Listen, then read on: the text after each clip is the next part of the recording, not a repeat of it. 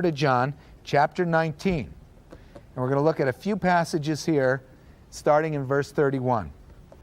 Therefore, because it was the preparation day, see, Jesus died on the same day that the Passover lamb was killed in all of Israel. Why? Because Jesus was our Passover, as the Apostle Paul wrote. Because remember with the Exodus, the Jews were in Egypt and Moses was the deliverer to bring them out of Egypt into the promised land. And God said, but this is what I want you to do. The night before the 10th plague, right, where death came on the firstborn of all the Egyptians, God said, take a lamb, a perfect lamb without spot or blemish, and kill it. But don't break any of its bones. That's in Exodus chapter 12, verse 43 and 46. Why would God care whether any of its bones were broken? And we could go to another psalm that David wrote about the Messiah, Psalm 34, verse 22. And it's another fascinating passage. It doesn't really seem to make sense like some of these other details. He guards all his bones, not one of them is broken. That's in verse 20. In verse 22, the Lord redeems the soul of his servants, and none of those who trust in him shall be condemned. See, God did that thing with the Passover lamb with the Jews and Moses just as a sign of what he was going to do for real later with Jesus Christ. And none of the bone, they killed the Passover lamb. They cooked it. They ate it. Any left over, they burned it. What would it matter if they broke any of the bones? And when Moses wrote that, he didn't know why he was writing that. They didn't know why. They didn't say why. They did it because God wanted them to do it so that 1,500 years later, when Jesus Christ would come, and as Moses wrote and as David prophesied, and when he was on the cross, none of his bones would be broken, so that we would be able to see, oh, that's why God said that 1,500 years ago and 1,000 years ago. Let's read it. So anyway, Jesus died. Remember, you know how the Passover is celebrated right around Easter? That's because Jesus Christ died on the day that Israel killed the Passover lamb. Not by accident, by design from God. Therefore, because it was the preparation day of the Passover, that the body should not remain on the cross on the Sabbath, for that Sabbath was a high day, the Jews asked Pilate that their legs might be broken and they might be taken away. When someone's being crucified, if you break their legs, they can't prop themselves up and they die quicker because they can't breathe and their heart literally could burst within them, as it said in Encyclopedia Britannica. Then the soldiers came and broke the legs. Remember there was two criminals crucified with Jesus Christ? The soldiers came, Roman soldiers, and broke the legs of the first and of the other who was crucified with Jesus. But when they came to Jesus and saw that he was already dead, they did not break his legs. But one of the soldiers pierced his side with a spear, and immediately blood and water came out. And what did David write 1,000 years earlier? I am poured out like water. My heart has melted within me. And John, the writer of this gospel, John wrote, and he who has seen has testified, and his testimony is true. And he knows that he is telling the truth, so that you may believe in the Lord Jesus Christ. It's real.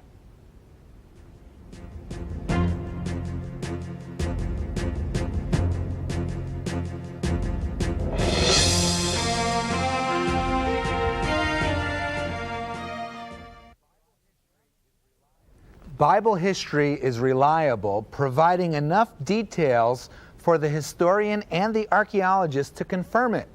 Let's go to Micah, a Hebrew prophet, Micah chapter 5, verse 2. This is what he wrote about the Messiah. And this is where the Messiah would be born, where he'd come from.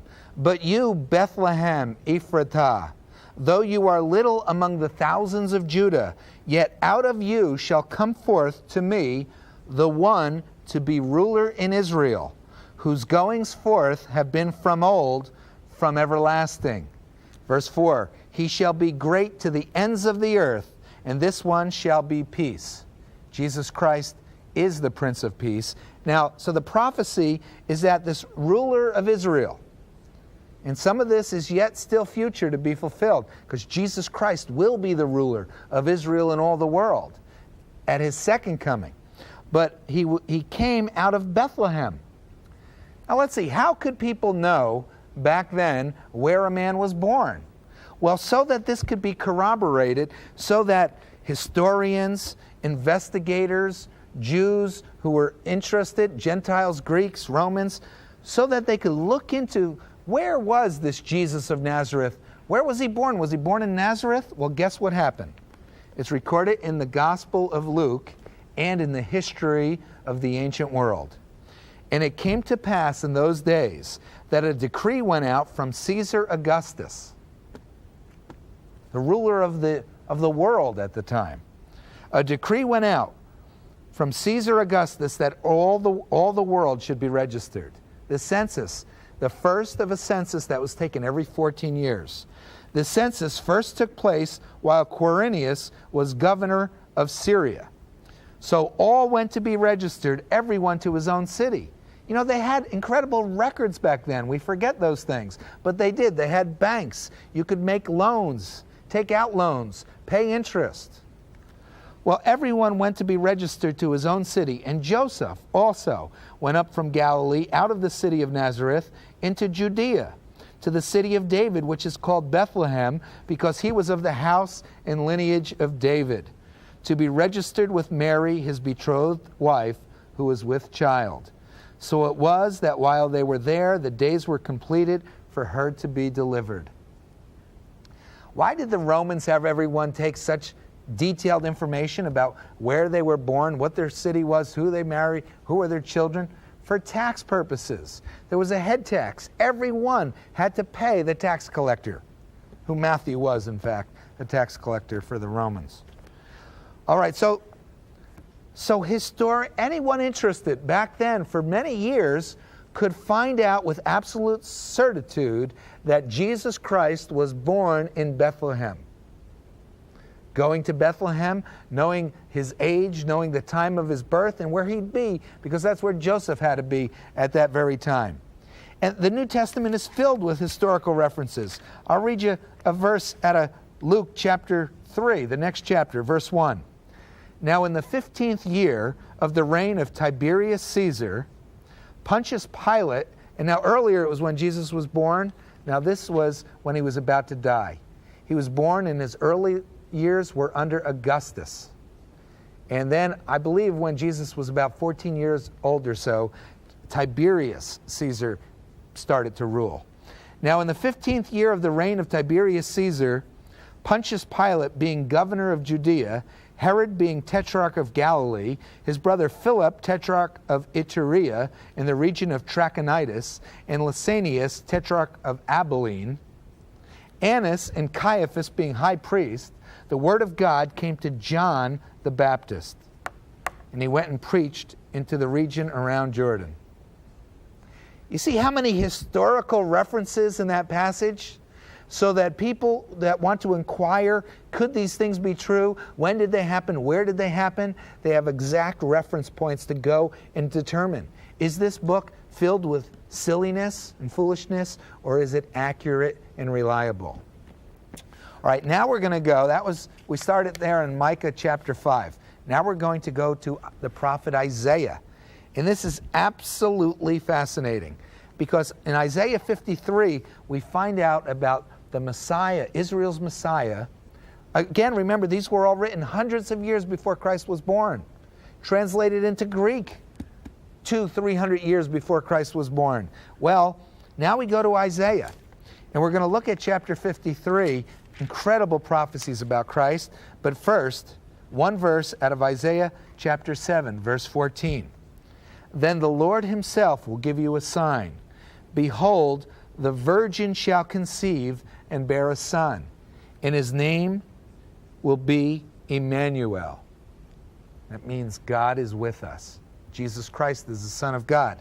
Now, you know what a lot of people who don't like Jesus Christ, and that he's God, and that he rose from the dead, you know what they say about this verse? They don't like the tie-in to Jesus being born of a virgin, that story in the New Testament. So they say, oh, this is mistranslated, because It's mistranslated because the word for virgin here, the Hebrew word, also could mean a young maiden. And they say this should be translated young maiden. Of course, when this verse is quoted in the New Testament in the Greek, it is specifically virgin in the Greek, very specifically. It can't be maiden there. But you know what? When they say this should be translated maiden, they're wrong. You could tell if you don't even know Hebrew just by reading the verse. Behold, the Lord himself will show you a sign. A virgin shall conceive and bear a son. Well, what kind of sign would it be if a young woman conceived and bore a son? That's not a sign, right? If she's married, it's pretty normal. A young woman, young maid, she's married. If she's not married, then it's not a sign, it's a sin. That happened all the time too. So the only way this verse makes sense is if God is saying, behold, a virgin shall conceive and bear a son. And you know, when this story came out, Mary was pregnant and she wasn't even married yet. That was incredibly embarrassing to her and Joseph, who was a righteous man. Joseph was in turmoil. They didn't know what to do about it. They didn't construct these events, make these stories up. It was beyond them. It's the truth recorded centuries before Christ and then fulfilled with Jesus Christ. So then we're going to go over to Isaiah chapter 53. And he's writing about a suffering servant. Who's he talking about?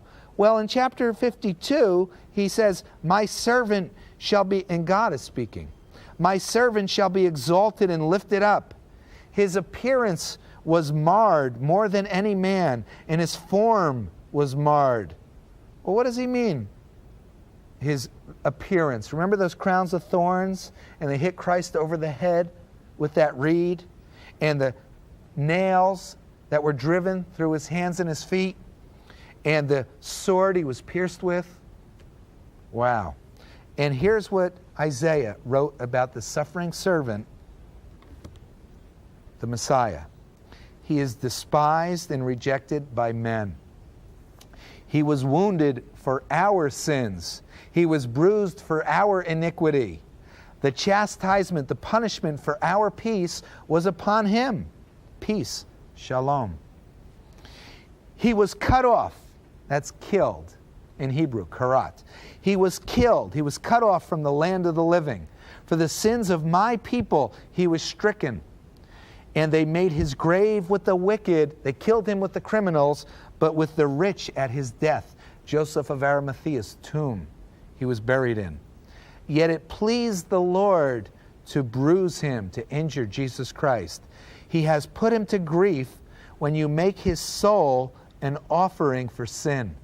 See, we should all die and go to hell because we've shook our fist at God. We're mad. We want to do things our own way, not God's way. And because of that, we should live without God forever.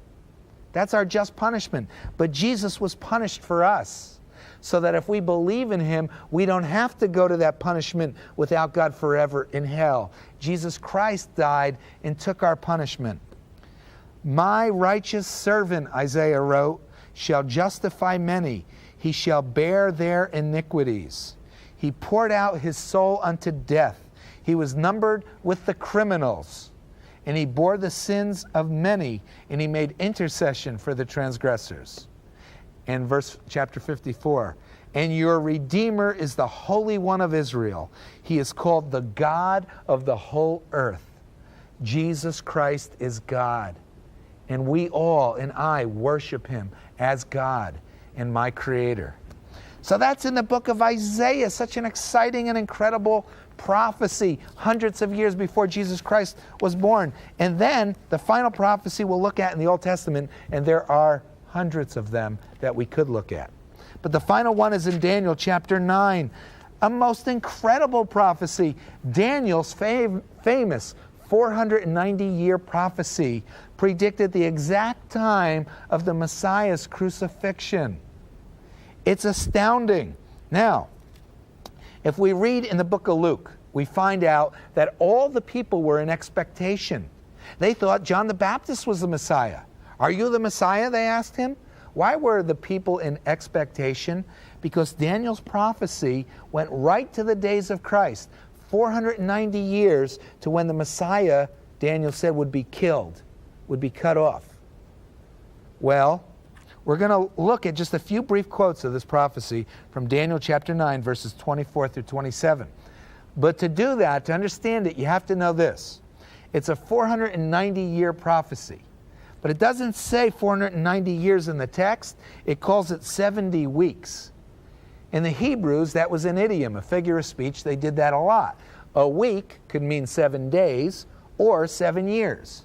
For example, in Genesis chapter 29, verse 27, remember when Jacob wanted to marry Rachel? And his father-in-law, future father-in-law, Laban said, work for me 7 years and I'll give you Rachel. And he worked 7 years. And he married. It was at night. He couldn't see her. He woke up in the morning. He didn't get Rachel. He got her older sister Leah. He was so upset. And Laban, he tricked him. And Laban said to him, and he said, I wanted to marry Rachel. And Laban said, well, fulfill her week. Fulfill Rachel's week, and we will give you this one also for the service which you will serve me still another 7 years. The Hebrew word week there is identical, of course, as the one here in Daniel. A week is 7 years, or 7 days. Well, Daniel had a prophecy. 70 weeks, or 70 times 7, 490 years are determined.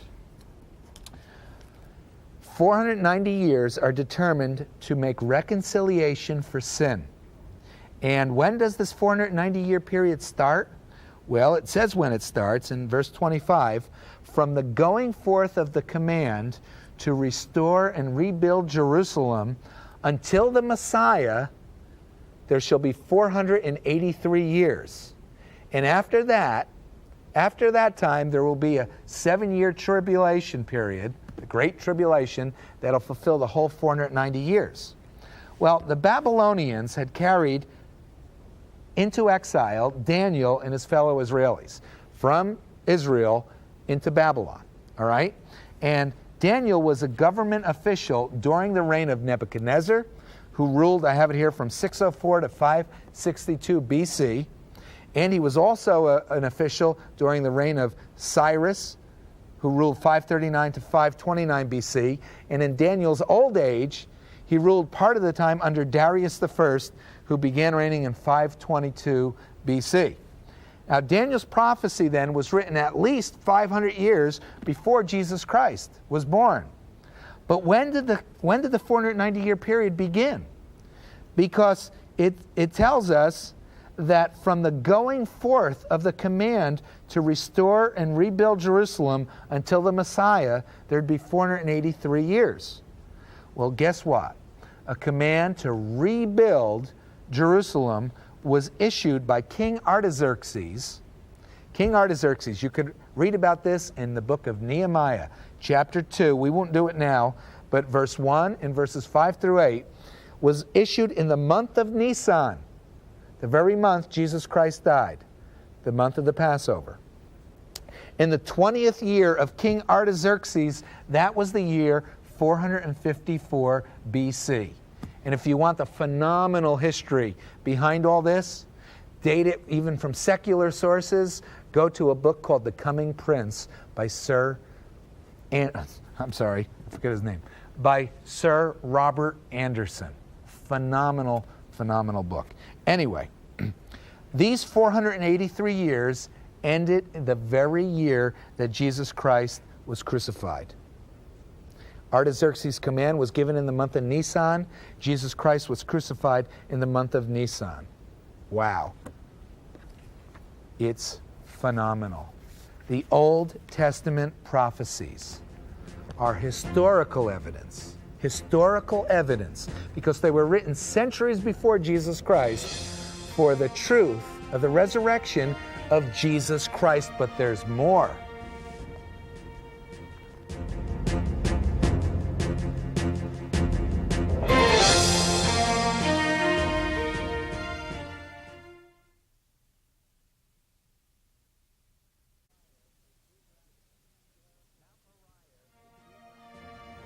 Mount Moriah, the geographic and historical information for the evidence for the resurrection of Jesus Christ. What do we know about the crucifixion site? Well, a number of things, but specifically 4 that we'll look at now. Jesus Christ was crucified at the place of the skull. It's called Golgotha or Calvary. It was outside the city walls, as it says in Hebrews, at a garden on Mount Moriah. Now we'll look at these one by one, and we'll start with the first evidence. If you found the crucifixion site, what's the first thing you'd look for? What was the place of the skull? Apparently, there was in the rock of the mountain something that looked like a human skull. So it was called Golgotha. Well, there is photographic evidence that goes back 100 years, over 100 years, of a place just north of the Temple Mount in Jerusalem on the very top of Mount Moriah.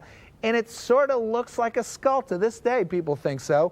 And you see the 2 deep eye sockets in rock. Now we're going to show you that. In fact, this was taken in November 1995. And we've got, there's this here cliff is right next to the garden tomb. In fact, it's attached to the garden tomb. And there's a garden and a tomb in it that we'll show you in a little bit. But those eyes, and unfortunately in recent years, there's been some snow and ice damage, and it's not quite as dramatic as it has been. But still to this day, those deep eye sockets in this cliff is called the skull. Now, we know that this skull, where this is right now, where is that? Well, it's outside the city gate. It's just outside the city walls of Jerusalem, and that's what Romans, the book of Hebrews told us, that Christ was crucified just outside of the city. And if we look at any standard outline of the old city of Jerusalem, which there's still a wall today, in fact, and we know that Christ was at the Roman Praetorium, and then he was led to Golgotha, and here we have the old city, and the Praetorium was either, it's somewhat questioned, but it was either, here's the Temple Mount, and this is the Antonia Fortress right here, that number 7.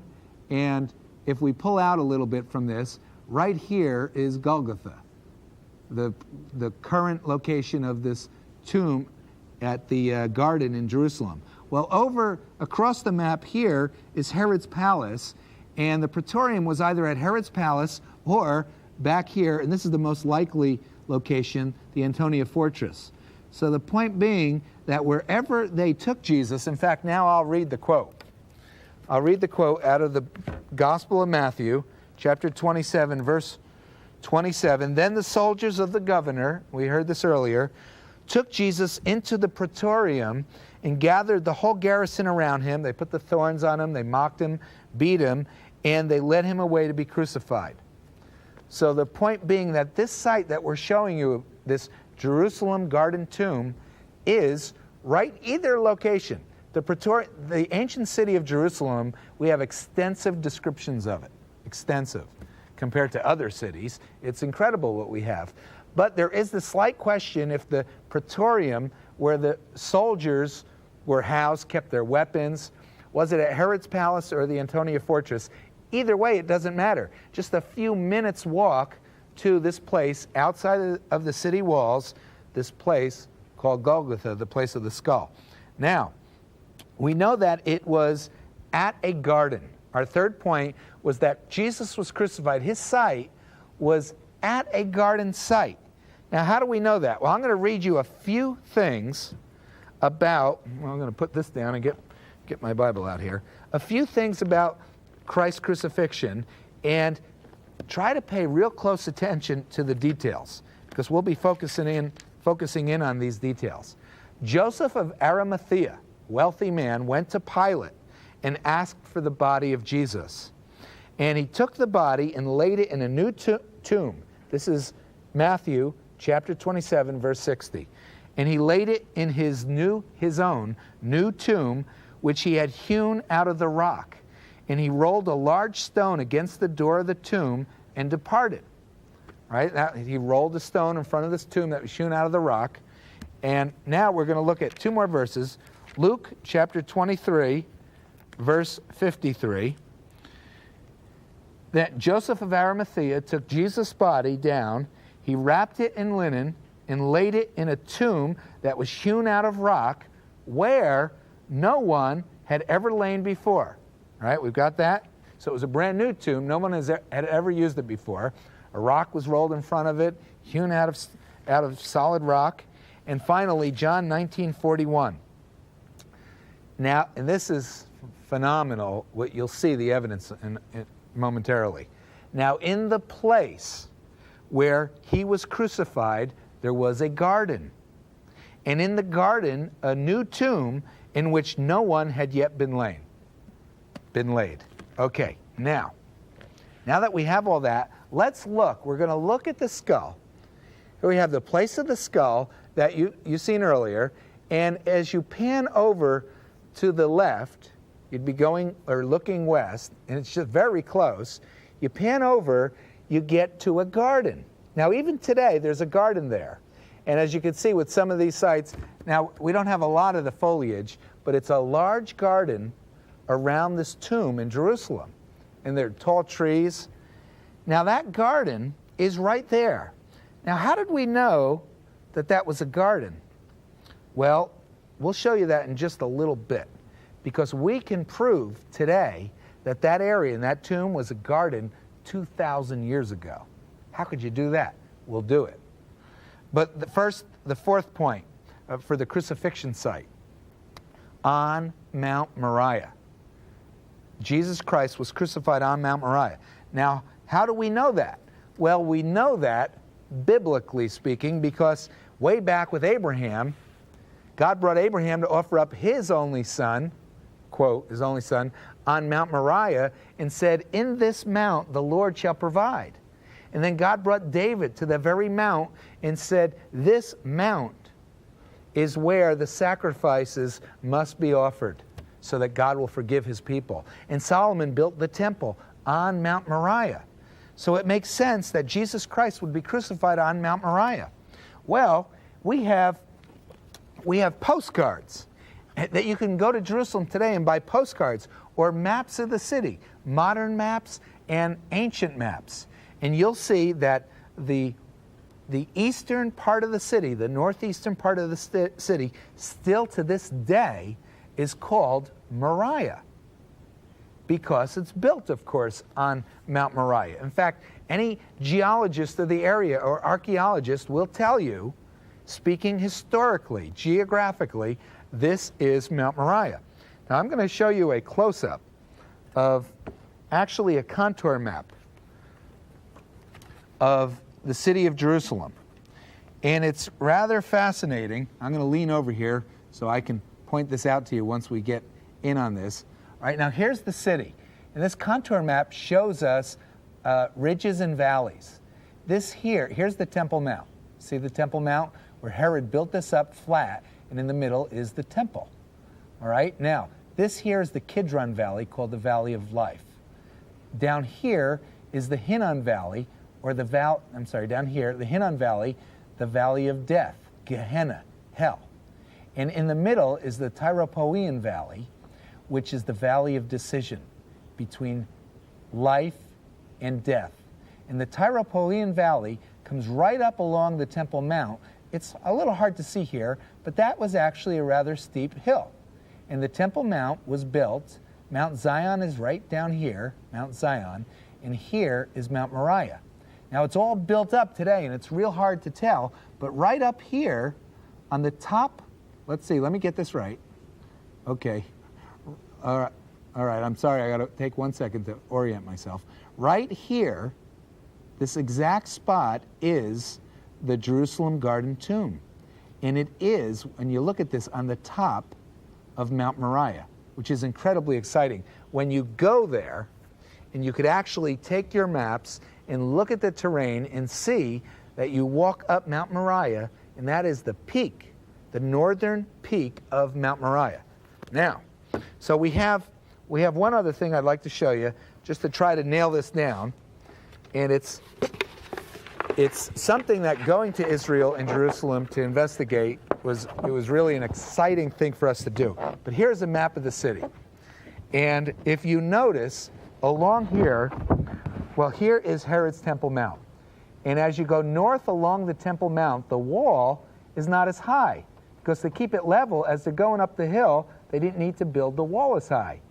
Well, as you get to the top of the Temple Mount, and then I drew an arrow in there, you go up to the point that actually is the northernmost end of Mount Moriah. There is the Garden Tomb.